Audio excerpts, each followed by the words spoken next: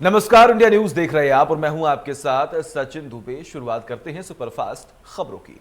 PM Narendra Modi ने आज राज्यपाल आनंदीबेन पटेल और मुख्यमंत्री योगी आदित्यनाथ की मौजूदगी में कुशीनगर अंतर्राष्ट्रीय हवाई अड्डे का उद्घाटन किया। पीएम मोदी ने कहा कि कुशीनगर आस्था और प्रेरणा का केंद्र है। कुशीनगर आज सीधे दुनिया से जुड़ गया है। सबके साथ प्रयास से देश का विकास हो रहा है। पीएम मोदी ने कहा कि देश सबका साथ सबका विकास कर रहा है। साथ ही कुशीनगर एयरपोर्ट दशकों की आशाओं का परिणाम है। मेरी खुशी आज दोहरी है। आध्यात्मिक जीवन में रूप में अपूर्व अब पूर्वांचल क्षेत्र के प्रतिनिधि के रूप में पूरा होने के करीब है। कुशीनगर के लोगों को, उत्तर प्रदेश के लोगों को, पूर्वांचल पूर्वी भारत के लोगों को, दुनिया भर के भगवान बुद्ध के अनुयायियों के कुशीनगर एयरपोर्ट के लिए बहुत बहुत बधाई।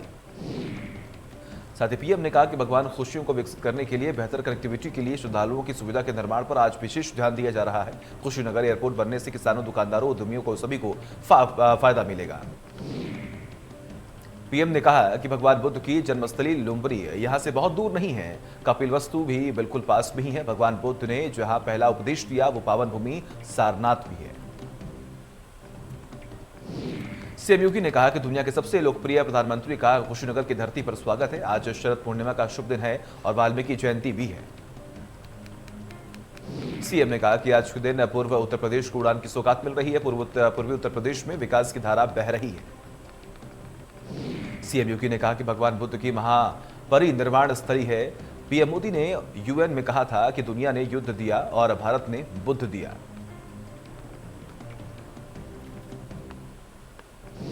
लखनऊ और वाराणसी एयरपोर्ट फंक्शनल था और कुशीनगर भी फंक्शनल हो गया है। पीएम मोदी का हवाई चप्पल पहनकर सफर करने वाले लोगों के लिए यह तोहफा है।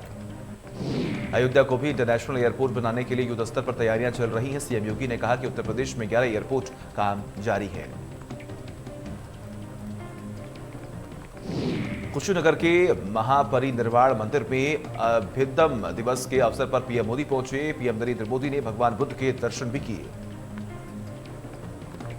पीएम मोदी ने भगवान बुद्ध की लेटी हुई प्रतिमा का दर्शन किया। उन्होंने भगवान बुद्ध से जुड़ी प्रदर्शनी का अवलोकन किया। इसके बाद उन्होंने निर्वाण स्थली का स्थित मंदिर में दर्शन भी किया। पीएम मोदी में महापरिनिर्वाण मंदिर में पेड़ भी लगाए। भगवान बुद्ध के निर्माण मंदिर में पीएम मोदी अभ्युदय कार्यक्रम में पहुंचे। उन्होंने वहां बौद्ध भिक्षुओं का सम्मान भी किया। पीएम मोदी ने कहा कि हम सभी जानते हैं कि श्रीलंका में बौद्ध धर्म का संदेश सबसे पहले भारत में सम्राट अशोक के पुत्र महेंद्र और पुत्री संघमित्रा लेकर गए थे। पीएम ने कहा कि आज एक और महत्वपूर्ण अवसर है भगवान बुद्ध के तुषिता स्वर्ग से वापस धरती पर आने का। इसलिए आश्विन पूर्णिमा को आज हमारे भिक्षुगण अपने 3 महीने का वर्षावास भी पूरा करते हैं। आज मुझे भी वर्षावास के उपरांत संघ भिक्षुओं को शिवरदान का सौभाग्य मिला है। अखिलेश यादव और ओम प्रकाश राजभर की हुई मुलाकात, एक साथ मिलकर चुनाव लड़ने के दिए संकेत। राजभर ने ट्वीट कर दी जानकारी। पीएम नरेंद्र मोदी 25 अक्टूबर को बनारस आएंगे। अपने संसदीय क्षेत्र वाराणसी में प्रधानमंत्री लगभग 2 घंटे रहेंगे और इस दौरान वह आराजू लाइन ब्लॉक के मेहंदीगंज गांव में जनसभा को संबोधित भी करेंगे। पीएम नरेंद्र मोदी के कार्यक्रम को लेकर जहां प्रशासनिक तैयारियां तेज हो गई हैं, तो वहीं बीजेपी पदाधिकारियों द्वारा भी उनके आगमन की तैयारियों का लेकर लगातार कार्य किया जा रहा है। पीएम ने इस दौरे में कुल लगभग 5,236.37 करोड़ लागत से निर्मित 31 परियोजनाओं का लोकार्पण करना शामिल है, जिसमें ring road phase 2, Varanasi Gorakhpur NH-29 सहित कई अन्य परियोजनाओं का लोकार्पण भी शामिल है। वाराणसी के सर्किट हाउस पहुंचे प्रदेश के कैबिनेट मंत्री आशुतोष टंडन ने जहां एक ओर वाराणसी में चल रहे विकास कार्य योजनाओं के अधिकारियों के साथ बैठक किया, तो वहीं प्रधानमंत्री के प्रस्तावित दौरे को लेकर व्यवस्थाओं आदि पर भी चर्चा की।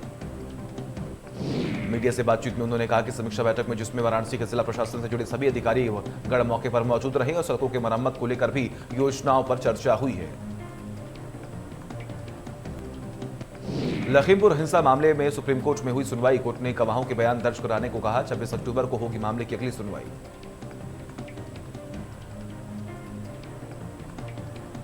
पीलीभीत के सांसद वरुण गांधी ने सीएम योगी को लिखे चिट्ठी किसानों की फसलों के नुकसान के लिए विशेष पैकेज मांगा। बारिश से हजारों हेक्टेयर फसल हुए बर्बाद।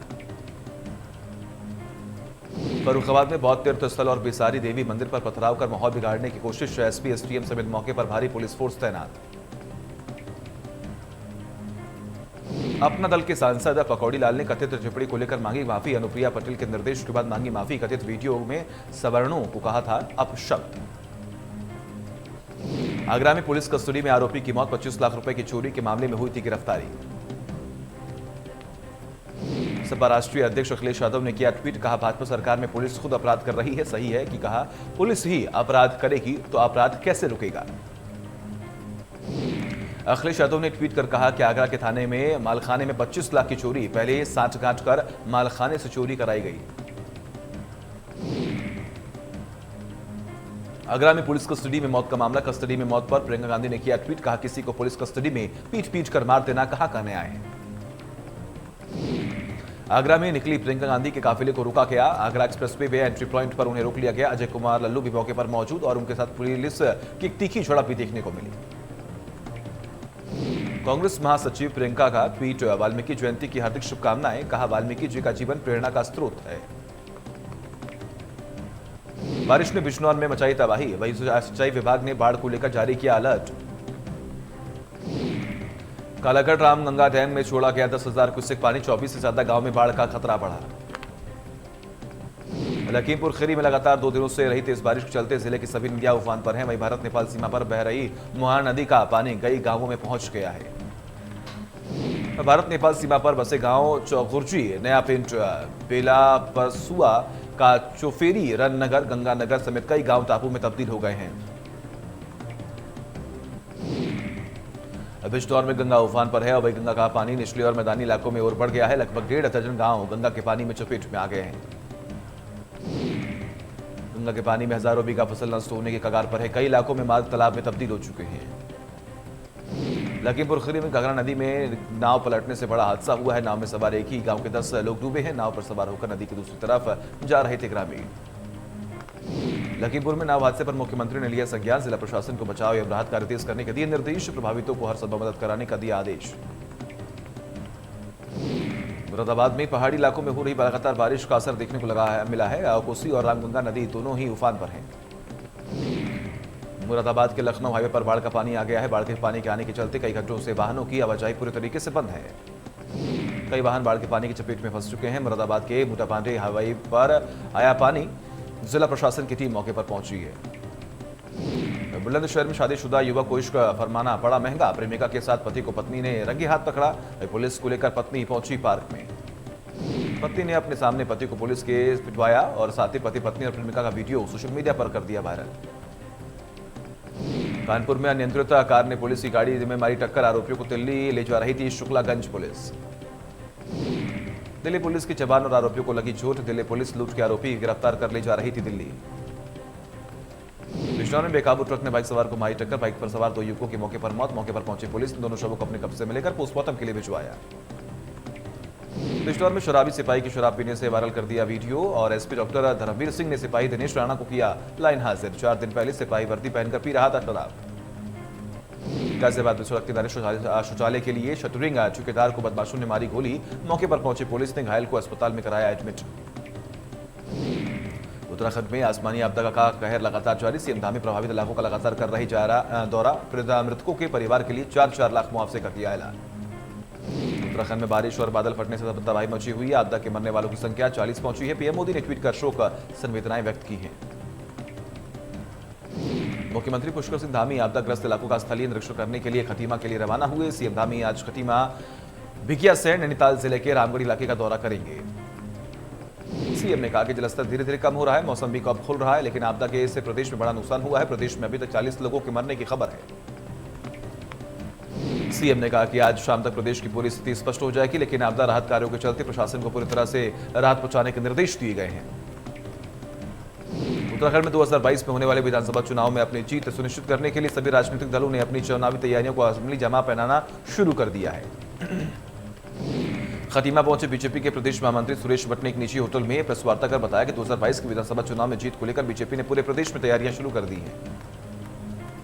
साथ ही 20 अक्टूबर से प्रदेश में घर घर बीजेपी नाम से एक अभियान शुरू करने जा रही है, जिसके तहत प्रदेश सरकार के 4.5 साल और केंद्र सरकार के 7 सालों के विकास कार्यों और उपलब्धियों को जनता के पास पहुंचाया जाएगा। उत्तराखंड में 2 दिन में लगातार हो रही तेज बारिश की वजह से मुसीबत बढ़ गई है। कहीं बर्फबारी तो कहीं भूस्खलन से आम जनजीवन अस्त व्यस्त हो चुका है। रुद्रपुर में भी बारिश ने तबाही मचाने की कोई कसर नहीं छोड़ी है। उधमसिंह नगर जिले में सभी क्षेत्रों में बारिश ने जमकर कहर बरपाया है। निचले इलाकों में पानी घर को अपनी चपेट में ले लिया है। कई जगह लोग घरों में ही फंस गए हैं। बारिश का प्रभाव इतना तेज था कि जब तक लोग कुछ समझ पाते, पानी ने सबको घेर लिया। ऐसे में एनडीआरएफ और पुलिस के जवान लोगों के लिए देवदूत बनकर आए हैं। रेस्क्यू अभियान चलाकर रिलीफ टीम ने 300 से ज्यादा लोगों को सुरक्षित स्थान पर पहुंचाया है। दो दिन थमने के बाद आज फिर बढ़े तेल के दाम। 35 पैसे प्रति लीटर महंगा हुआ पेट्रोल और डीजल। दिल्ली में पेट्रोल 106 रुपए 19 पैसे तो वही डीजल 94 रुपए 92 पैसे प्रति लीटर हो चुका है। पीएम नरेंद्र मोदी ने आज सीबीआई और सीवीसी की संयुक्त कॉन्फ्रेंस को संबोधित किया। इस दौरान प्रधानमंत्री ने कहा कि आप लोगों पर भ्रष्टाचार को खत्म करने की जिम्मेदारी है। पीएम ने कहा कि बीते 6 से 7 सालों से निरंतर प्रयासों से हम देश में एक विश्वास कायम करने में सफल हुए हैं कि बढ़ते हुए करप्शन को रोकना संभव है। पीएम नरेंद्र मोदी ने कहा कि आज हम भारत की आजादी का अमृत महोत्सव मना रहे हैं। आज हम good governance, pro people, proactive governance को सशक्त करने में जुटे हुए हैं। प्रधानमंत्री ने कहा कि न्यू इंडिया अब ये भी मानने को तैयार नहीं है कि भ्रष्टाचार सिस्टम का हिस्सा है। उसे सिस्टम ट्रांसपेरेंट चाहिए, प्रोसेस एफिशिएंट चाहिए और गवर्नमेंट स्मूथ चाहिए। पीएम ने कहा कि आज 21वीं सदी का भारत आधुनिक सोच के साथ टेक्नोलॉजी को मानवता के हित में इस्तेमाल करने के बल पर देता है। पीएम ने कहा कि आज देश में जो सरकार है वो देश के नागरिकों पर ट्रस्ट करती है और उन्हें शंका की नजर से नहीं देखती है। इस भरोसे ने ही भ्रष्टाचार के अनेकों रास्तों को बंद किया है। देश में कोरोना के खिलाफ जंग जारी है। ऐसे में देश में अब तक कोरोना वैक्सीन की लगभग 99 करोड़ 12 लाख से अधिक डोज लगा दी गई है। स्वास्थ्य मंत्रालय ने बताया कि 1-2 दिन में 100 करोड़ वैक्सीन डोज लग जाएंगी। वहीं अब तक 51 करोड़ से ज्यादा पुरुषों और 47 करोड़ से ज्यादा महिलाओं को वैक्सीनेशन हो चुका है। देश में कोरोना के 14,933 नए मामले आए सामने। 199 मरीजों की मौत हुई। एक्टिव केस 1,71,000 के पार हो चुका है। महाराष्ट्र में कोरोना के 1,638 नए मामले सामने आए। 49 मरीजों की मौत हुई। 65,94,000 से ज्यादा कोरोना संक्रमित हैं। केरल में 6,676 नए मामले, 60 लोगों ने अपनी जान गंवा दी। 48,60,000 से ज्यादा कुल लोग कोरोना संक्रमित हैं। पीवी सिंधु ने डेनमार्क ओपन विश्व टूर सुपर 1000 बैडमिंटन टूर्नामेंट में जीत के साथ शुरुआत की है। स्टार शटलर के दूसरे दौर में पीवी सिंधु ने 30 मिनट में जीत दर्ज कर ली है। T20 वार्म अप मैच में भारत की टीम